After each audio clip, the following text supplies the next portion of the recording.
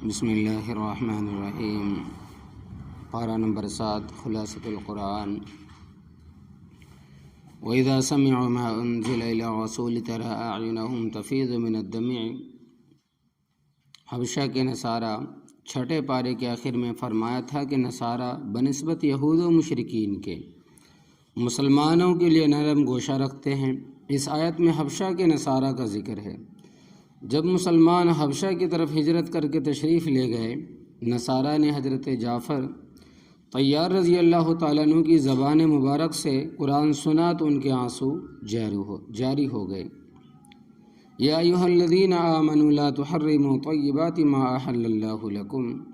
یہاں ایک ضابطہ بیان کیا گیا ہے کہ کوئی بھی چیز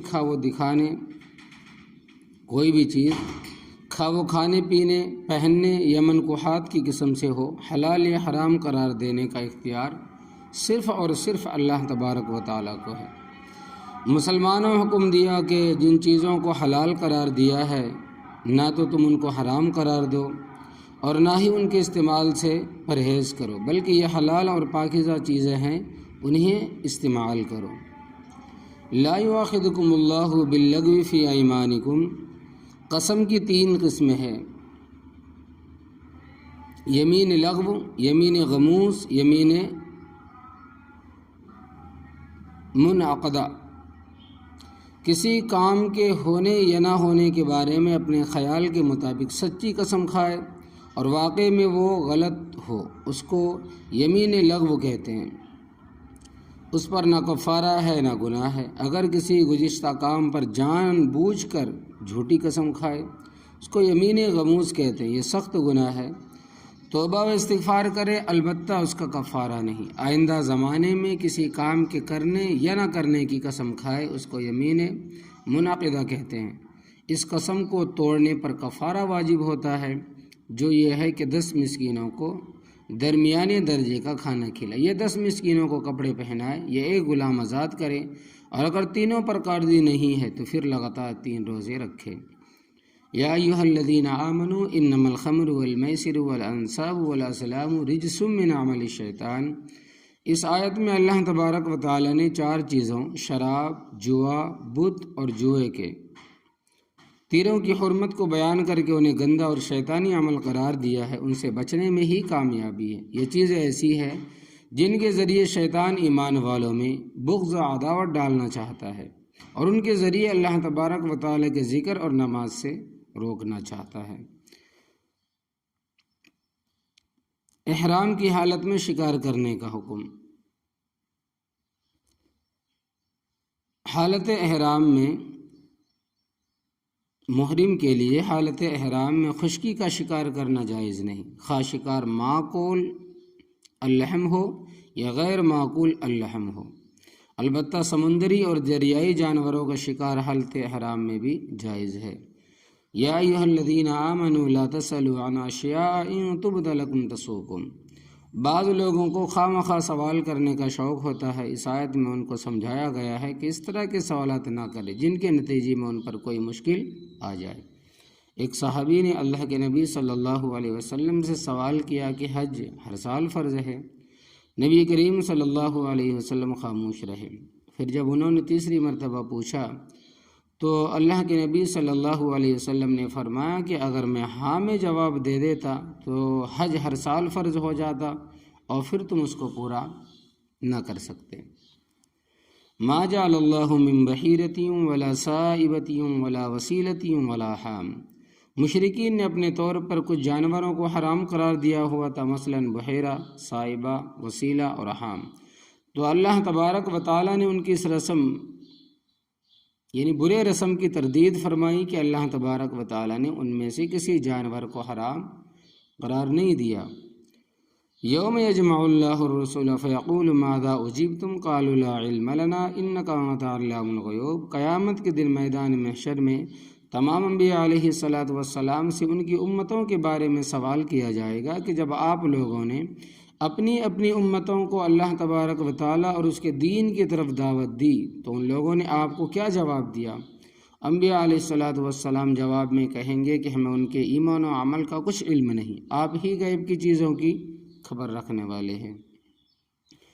اذ قال الحواریون یا عیسی ابن مریم هل یستطیع ربک ان ینزل علینا مائدۃ من السماء۔ مائدہ یعنی دسترخوان کا ذکر ہے۔ حضرت عیسیٰ علیہ السلام نے اپنی قوم کے مطالبے پر اللہ تبارک و تعالیٰ سے دعا مانگی تو اللہ تبارک و تعالیٰ نے وعدہ فرمایا کہ ٹھیک ہے ہم دسترخوان اتاریں گے، لیکن اگر اس کے باوجود بھی کوئی نہ مانا تو پھر ہم بہت سخت سزا دیں گے۔ الوہیت عیسیٰ و مریم کی نفی۔ وَإِذْ قَالَ اللَّهُ يَا عِيسَى ابْنَ مَرْيَمَ أَأَنْتَ قُلْتَ لِلنَّاسِ اتَّخِذُونِي وَأُمِّيَ إِلَٰهَيْنِ مِن دُونِ اللَّهِ۔ قیامت کے دن اللہ تبارک و تعالی حضرت عیسیٰ علیہ السلام سے سوال کریں گے کہ عیسیٰ کیا تم نے لوگوں سے کہا تھا کہ مجھے اور میری والدہ کو اللہ تبارک و تعالی کے سوا معبود مانو؟ جواب میں حضرت عیسیٰ علیہ السلام فرمائیں گے کہ اللہ آپ کی ذات پاک ہے، ایسی بات تو میرے لیے مناسب ہی نہیں جس کے کہنے کا مجھے حق نہ ہو۔ ان تعذبهم فإنهم عبادك وإن تغفر لهم فإنك أنت العزيز الحكيم۔ قیامت کے دن حضرت عیسیٰ علیہ السلام اللہ تبارک و تعالیٰ سے عرض کریں گے کہ میں نے تو انہیں آپ کی عبادت کا حکم دیا تھا، اگر انہوں نے نافرمانی اور سرکشی کی ہے تو اے اللہ آپ کو اختیار ہے، اگر آپ عذاب دینا چاہے تو یہ آپ کے بندے ہیں، آپ ان کو عذاب دینے پر قادر ہے، اگر آپ معاف کرنا چاہے تو آپ غالب ہیں اور معاف کرنے کی حکمتیں بھی آپ جانتے ہیں۔ قال اللہ هذا یوم ينفع الصادقین صدقهم۔ اس دن اللہ تبارک و تعالیٰ فرمائیں گے کہ عیسیٰ یہ وہ دن ہے جہاں ہر شخص کی سچائی ہی کام آئے گی، سچوں کو نجات ملے گی اور جھوٹے تباہ و برباد ہو جائیں گے۔ اللہ تبارک و تعالیٰ ہمیں سچائی کا ساتھ دینے کی توفیق عطا فرمائے اور جھوٹ سے بچنے کی توفیق دے۔ آگے سورۃ الانعام ہے۔ انعام مویشیوں کو کہتے ہیں، جانوروں کو کہتے ہیں۔ چونکہ اس سورت میں مویشیوں کا ذکر ہے اس لیے پوری سورت کا نام ہی سورۃ الانعام رکھا گیا۔ اس سورت میں اللہ تبارک و تعالیٰ کی توحید، نبی کریم صلی اللہ علیہ وسلم اور دیگر انبیاء علیہ السلام کی رسالت، قیامت اور قدرت باری تعالیٰ کے دلائل بیان کیے گئے اور اس کے ساتھ ساتھ مشرکین کے غلط عقائد نظریات کی بھی تردید کی گئی ہے۔ وَيَوْمَ نَحْشُرُهُمْ جَمِيعًا ثُمَّ نَقُولُ لِلَّذِينَ أَشْرَكُوا أَيْنَ شُرَكَاؤُكُمُ الَّذِينَ كُنتُمْ تَزْعُمُونَ۔ قیامت کے دن جب مشرکین اللہ تبارک و تعالیٰ کے سامنے ہوں گے، ایک عرصے کے بعد اللہ تبارک و تعالیٰ ان سے پوچھیں گے کہ کہاں ہے وہ تمہارے شریک جن کو تم ہمارا شریک اور اپنا حاجت روا اور مشکل کشا سمجھتے تھے، جن کے تم گنگاتے تھے، اپنی جان و مال ان پر قربان کرتے تھے۔ اگلی آیت میں ہے کہ مشرکین بڑے غور کے بعد جواب دیں گے اللہ کی قسم ہم مشرک نہیں تھے۔ اس وقت اللہ تبارک و تعالیٰ ان کے منہوں پر مہر لگا دیں گے، ان کے ہاتھ پاؤں دیگر اعضاء کے خلاف ان کے خلاف گواہی دیں گے۔ قد خسر الذین کذبوا بلقاء اللہ حتی اذا جاءتهم الساعة بغتة قالوا یا حسرتنا علی ما فرطنا فیہا۔ تین بنیادی عقائد میں سے تیسرے عقیدہ آخرت کو بیان کیا کہ جس وقت مجرمین کو جہنم کے کنارے پر کھڑا کیا جائے گا، جہنم کی ہولناکی اور سختی کو دیکھ کر وہ اس وقت تمنا کریں گے کاش ہم پھر دنیا میں واپس ہو جاتے تو ہم احکامات کی تکذیب نہ کرتے اور مومن ہو کر لوٹتے۔ بالفرض اگر ان کو دنیا میں بھی بھیج دیا جائے تو وہ اپنی اس بات کو بھول جائیں گے اور وہی کریں گے جو انہوں نے پہلے کیا تھا۔ وَإِذَا رَأَيْتَ الَّذِينَ يَخُوضُونَ فِي آيَاتِنَا فَأَعْرِضْ عَنْهُمْ حَتَّى يَخُوضُوا فِي حَدِيثٍ غَيْرِهِ۔ یہاں اللہ تبارک و تعالیٰ نے نبی کریم صلی اللہ علیہ وسلم کو حکم دیا کہ جب اہل باطل اللہ تبارک و تعالیٰ کی آیات میں لہو و لعب استہزاء کرنے کے لیے دخل اندازی کریں تو آپ ان سے مبارک چہرہ پھیر لیں۔ یہاں اگرچہ بظاہر خطاب نبی کریم صلی اللہ علیہ وسلم کو ہے لیکن مراد عام ہے، یعنی امت بھی اس میں شامل ہے۔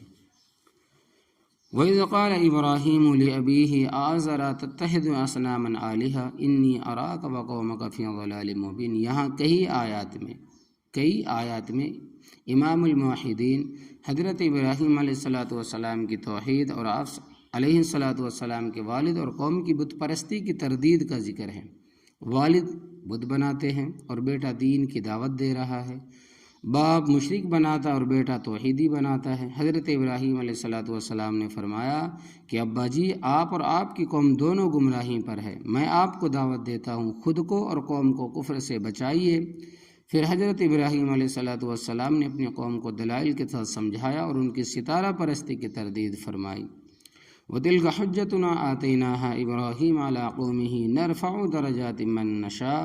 یہاں اللہ تبارک و تعالیٰ نے 18 انبیاء علیہ الصلوۃ والسلام کا یکجا ذکر کیا ہے۔ اس قدر انبیاء علیہ الصلوۃ والسلام کا ذکر اس صورت کے علاوہ کسی اور صورت میں نہیں ہے۔ ان کے اسماء مبارکہ یہ ہیں: حضرت ابراہیم، حضرت اسحاق، حضرت یعقوب، حضرت نوح، حضرت داؤد، حضرت سلیمان، حضرت ایوب، حضرت یوسف، حضرت موسیٰ، حضرت ہارون، حضرت زکریا، حضرت یحییٰ، حضرت عیسیٰ، حضرت الیاس، حضرت اسماعیل، حضرت یسع، حضرت یونس، حضرت لوط علیہ الصلوۃ والسلام۔ ہمیں حکم دیا گیا ہے کہ ان کے نقش قدم پر چلو، ان کی ہدایت پر عمل کرو۔ اس کا مطلب یہ ہے کہ جو تعلیمات تمام انبیاء علیہ الصلوۃ والسلام کے درمیان قدر مشترک ہے، جیسے عقائد میں سے عقیدہ توحید، عقیدہ رسالت، اور عبادات میں سے صداقت، دیانت، سچائی، ایفاء عہد، حقوق کی ادائیگی وغیرہ، ان پر چلو۔ اگرچہ حکام کی تفسیر تبدیل ہوتی رہتی ہے، لیکن بنیادی باتیں تمام انبیاء کی شریعت میں ایک جیسی رہی ہے۔ ان اللہ فالق الحب والنوى یخرج الحی من المیت ویخرج المیت من الحی ذالکم اللہ فانا توفکون۔ اللہ تبارک و تعالیٰ نے اپنی ذات اور صفات کا دلائل کے ساتھ تعارف کروایا۔ انسان خود سے اللہ تبارک و تعالیٰ کی ذات کو سمجھنا چاہے تو اس کے بس میں نہیں۔ اللہ تبارک و تعالیٰ کی ذات و صفات کی معرفت دلائل اور نشانیوں سے حاصل ہوتی ہے۔ لا تدرکہ الابصار وہو یدرک الابصار وہو اللطیف الخبیر۔ اہل سنت والجماعت کا عقیدہ یہ ہے کہ اس دنیا میں کوئی جن یا بشر اللہ تبارک و تعالیٰ کی ذات کو اپنی آنکھوں سے نہیں دیکھ سکتا، یہ ناممکن۔ البتہ عالم آخرت میں اہل جنت کو اللہ تبارک و تعالیٰ کا دیدار نصیب ہوگا، وہ اپنی آنکھوں سے اللہ تبارک و تعالیٰ کی زیارت کریں گے، جو حدیث پاک میں ہے کہ شب معراج میں رسول اکرم صلی اللہ علیہ وسلم کو اللہ تبارک و تعالیٰ کا دیدار نصیب ہوا۔ یہ قرآن کریم کی اس آیت کے خلاف نہیں، کیونکہ آیت میں اس دنیا میں رؤیت کی نفی ہے، جبکہ آپ صلی اللہ علیہ وسلم کو جس مقام پر دیدار ہوا وہ عالم آخرت کہلاتا ہے، عالم دنیا نہیں ہے۔ وآخر دعوانا ان الحمد للہ رب العالمین۔